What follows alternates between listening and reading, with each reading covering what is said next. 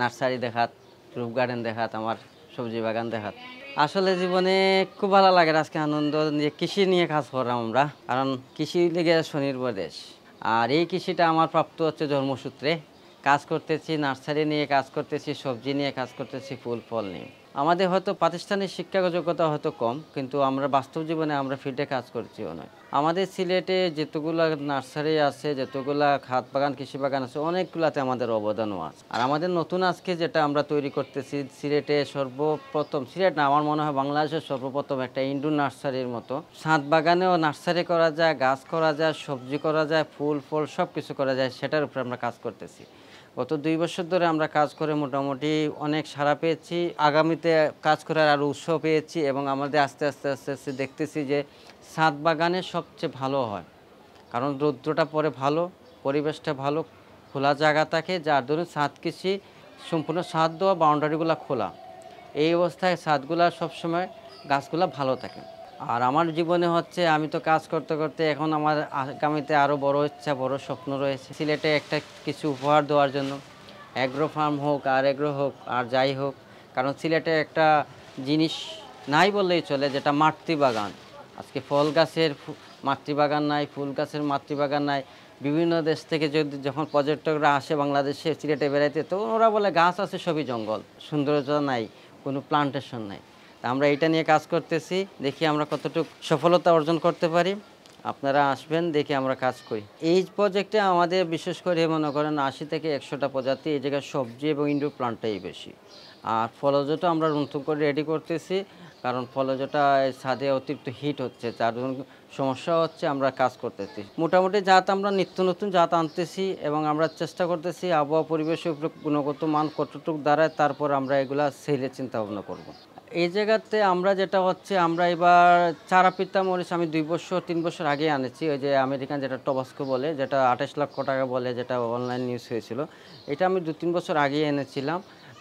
আমরা বিক্রি করতেছি। এবছর মরিচ আরও 2টা আনছি আমরা।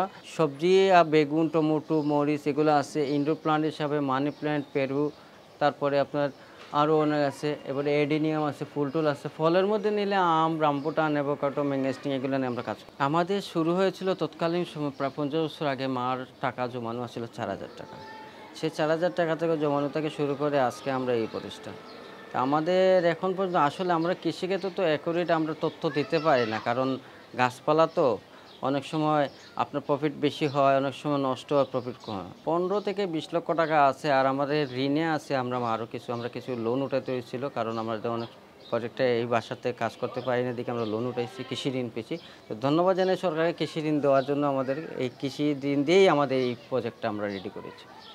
এই বাসাতে আসলে এক্সট্রা আমরা কোনো লোক রাখি না, আমরা নিজেরাই করি। যেহেতু মা সময় দেন, আমিও মাঝে মাঝে সময় দিই, বড় ভাই আসেন সময় দিই, বা ফ্যামিলি মেম্বার সবাই নিয়ে সময় দেওয়া হয়। প্রথম নারকেল, সুপারি, তেজপাতা, ডালচিনি ওটাও আছিল। এখন তো আমি আর পারি না, বয়স হয়ে গেছে 70 বছর। এখন আমার ছেলেরাও দেখাশোনা করে, মাঝে মাঝে দেখাশোনা করে। আমাদের যে নার্সারি আছে, শোরুম আছে, আমরা এখন পর্যন্ত আমরা নার্সারিতে সেল করি। এই জায়গায় আমরা যেহেতু আমরা একটা প্রক্রিয়াধীন আছি, আমরা একটা মোটামুটি একটা গবেষণা কেন্দ্রের মতো, কারণ এগুলো জাত আনতেছি, গাছে করতেছি, তারপরে বড় করতেছি। এখনও এই জায়গায় আমাদের এই বাসায় সেলের সিস্টেম করি নাই, কারণ আমার কথা আমরা যখনই দেখব পরিপূর্ণ হয়েছি তখন আমরা সেল করব। আর আমরা চাচ্ছি এই প্রজেক্টটা টোটালি আপনার অনলাইনে বিক্রি করার জন্য। এটা উপকরণ হচ্ছে, আমি একটা জিনিস দেখাই আপনাদেরকে। এই যে একটা ট্রে, এই ট্রেটা হচ্ছে মিডিয়া হিসাবে আমরা দিয়েছি বার্মি কম্পোস্ট কোকোডাস্ট, মানে নারকেলের ছুপড়া যেটা। এটা আমরা মাটি দিই না, কারণ মাটিতে অনেক সময় জীবাণু থাকে, জীবাণু শোধন করতে হয়, তারপরে পোকার ডিম থাকে। এগুলো বার্মি কম্পোস্ট আর কোকোডাস্ট আর হালকা মিক্সচার বালু দিয়ে আমরা রেডি করেছি, যাতে জার্মিনেশনগুলো ভালো হয় এবং গাছের গ্রোথ ভালো হয়। কারণ ছাদ কৃষি, ছাদ বাগানে এটা কিন্তু খুবই জরুরি। অনেক সময় দেখা গেছে মাটিতে পোকার জীবাণু বেশি থাকে, সার, গোবর, ওষুধ ট্রিটমেন্ট দিতে খরচ যেমন বেশি হয়, তেমন যত্ন নিতে সময় লাগে, এবং চারাগুলো গজাতেও কষ্ট হয়। যে এই জন্য আমরা এই প্রজেক্টটা আমরা রেডি করেছি, এবং এটা আমরা মোটামুটি ভালো রেজাল্ট পাচ্ছি। এটা বীজ বপন করতে হইলে নানান আনুষঙ্গিক অনেক কর্মকাণ্ড আছে। এইগুলো ভালো বীজ বাইরে থেকে আনা হয়েছে, এগুলো মাটির সাথে কোকোডাস্ট, সার, শালি এইগুলো মিশাইয়া, বা আরও ঔষধ আছে, মেডিসিন, এগুলো মিশাইয়া তারপরে আমরা এইগুলো ট্রের মধ্যে রাখি, ট্রের মধ্যে দিয়ে আর এই প্রক্রিয়ার মাধ্যমে আমরা এগুলো বীজ বপন করি। বীজ বপন করলে পরে চারা হয়, চারাগুলো আমরা নার্সারির মাধ্যমে ইয়ে করা হয়, আমরা জায়গা আছে অবশ্যই এখানে কিছু, এগুলা ফলাইয়া বাইরে সাপ্লাই দেওয়া হয় আর কি।